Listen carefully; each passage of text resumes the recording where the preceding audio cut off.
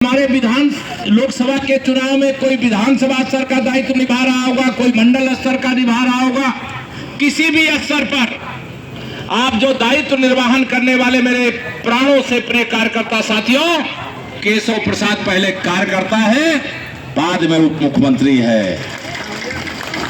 और आज जब मुझे सूचना मिली कि मेरे भाई और मेरे मित्र और सांसद और 2024 में फिर से राष्ट्रीय नेतृत्व ने उन्हें प्रत्याशी बना करके भेजा है और मुझे नामांकन में शामिल होने जा रहा है, तो मेरे खुशी का ठिकाना नहीं रहा। मैं पूरे विश्वास से कह सकता हूं 2024 में लोकसभा की 80 की 80 सीटें उत्तर प्रदेश की हम लोग जीत रहे हैं, 80 की 80। देश में 370 प्लस कमल खिल रहे हैं और 400 से अधिक भाजपा गठबंधन के हमारे साथी जीत रहे हैं। आंवला लोकसभा भाजपा की थी, भाजपा की है और भाजपा की रहेगी। मेरे मित्रों, ये ध्यान रखना, सपा बसपा कांग्रेस यह देश और प्रदेश की एक बड़ी बीमारी है। समाजवादी पार्टी को अगर मैं कहता हूं कि गुंडों, अपराधियों और दंगाइयों को पैदा करने वाली फैक्ट्री है, अगर ये लाल टोपी लगा करके किसी युवा अच्छे खासे प्रतिभाशाली को समाजवादी पार्टी में भेज दो तो उसका भविष्य अंधकारमय हो जाता है। लेकिन इस फैक्ट्री पे ताला लगा रहा है भ्रष्टाचार के अम्मा की अम्मा कौन है? कांग्रेस पार्टी है और उसकी साथी कौन है? समाजवादी पार्टी। बहुजन समाज पार्टी को कोई पूछने वाला नहीं है। मैं आप सभी लोगों से, मेरी मातृशक्ति भी बैठी, मेरे बड़े बुजुर्ग, मेरे नौजवान साथी भी बैठे हैं। 2024 का यह लोकसभा चुनाव साधारण चुनाव नहीं है मेरे मित्रों। कल हमारा संकल्प पत्र आया है। संकल्प पत्र के माध्यम से हमारे प्रधानमंत्री जी ने कहा है, देश के 140 करोड़ लोग जो स्वप्न देखते हैं उसको पूरा करने की गारंटी नरेंद्र मोदी जी हैं। आप में से तमाम हमारे ऐसे कार्यकर्ता हैं जो पार्टी के लिए दिन रात परिश्रम की पराकाष्ठा करते हैं। उनका भी भविष्य उज्जवल है, क्योंकि भाजपा ही वर्तमान है, भाजपा ही भविष्य है। 1947 तक हमारे प्रधानमंत्री जी ने कहा है कि हम विकसित भारत बनाएंगे। बताइए, मोदी जी पर भरोसा है कि नहीं? दोनों हाथ उठा के बताइए, भरोसा है कि नहीं है? मोदी है तो भरोसा है, बाकी तो सब धोखा है। 2047 तक विकसित भारत का मतलब हमारा गरीब अमीर हो जाएगा, हमारे माताओं बहनों का सशक्तिकरण, इस देश में लोकसभा और विधानसभा में महिलाओं का आरक्षण लागू हो जाएगा। वो अभी विधायक सांसद बन करके आरक्षित सीटों से भी जाएंगी और अनारक्षित सीटों से भी चुन करके जाएंगी। यह देश में जो हिस्सेदारी देने का काम मेरे प्रधानमंत्री जी ने किया, वो साधारण फैसला नहीं है मेरे मित्रों। 2024 के लोकसभा चुनाव पर देश के अंदर ही नहीं, दुनिया के अंदर चर्चा है। विश्व का सबसे शक्तिशाली नेता कौन है? बताओ, दोनों हाथ उठा के बताओ, कौन है? विश्व का सबसे प्रभावशाली नेता कौन है? विश्व को दिशा दिखाने वाला नेता कौन है? माननीय नरेंद्र मोदी जी हैं। और पूरी दुनिया देख रही कि 2024 के लोकसभा चुनाव में जो पूरे विश्व को रास्ता दिखाता है, उसके समर्थन में देश का कैसा समर्थन है। हम आंवला सहित 80 लोकसभा सीटें जीतना चाहते हैं, लेकिन विपक्षी प्रत्याशियों की 2024 में जमानत जब्त भी कराना चाहते हैं। तैयार हो? सब लोग हाथ उठा बताओ, तैयार हो?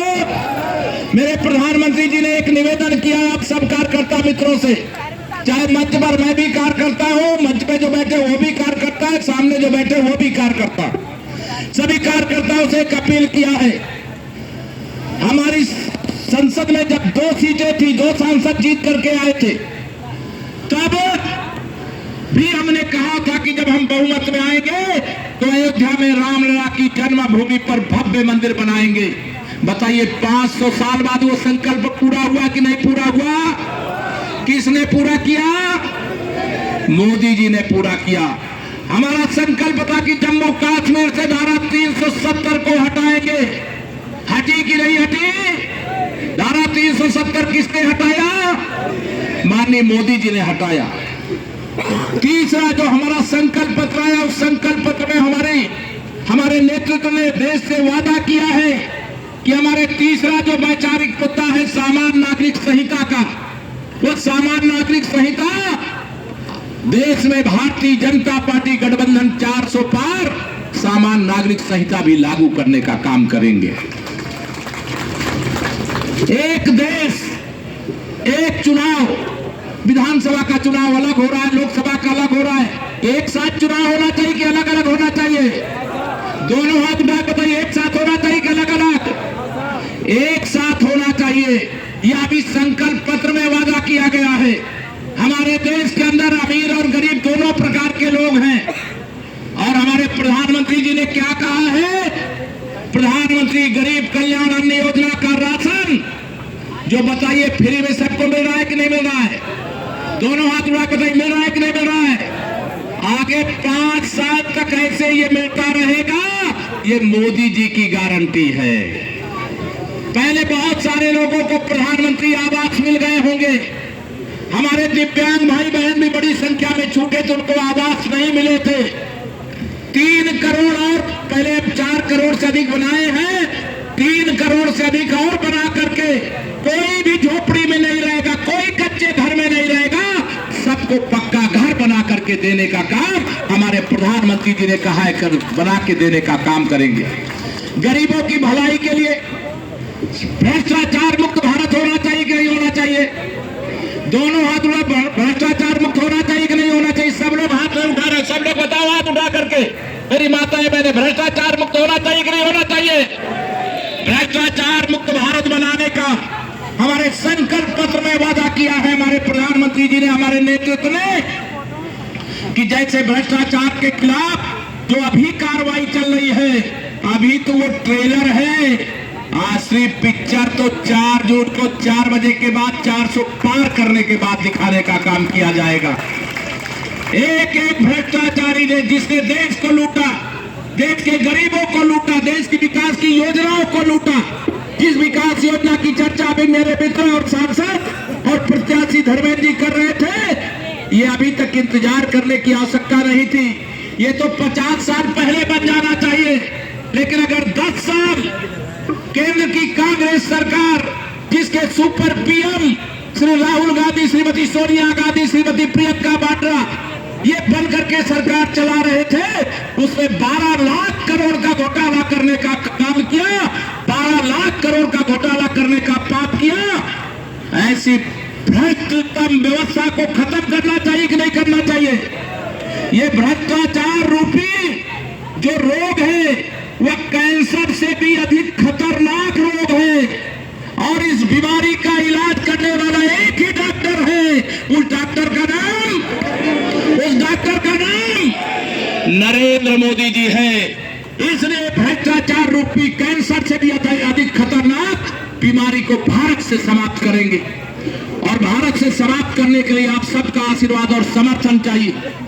370 हटाया, हमारे प्रधानमंत्री जी ने सभी कार्यकर्ताओं से कहा है। 2014 में आपने हमारे धर्मेंद्र जी को यहां से जिताया,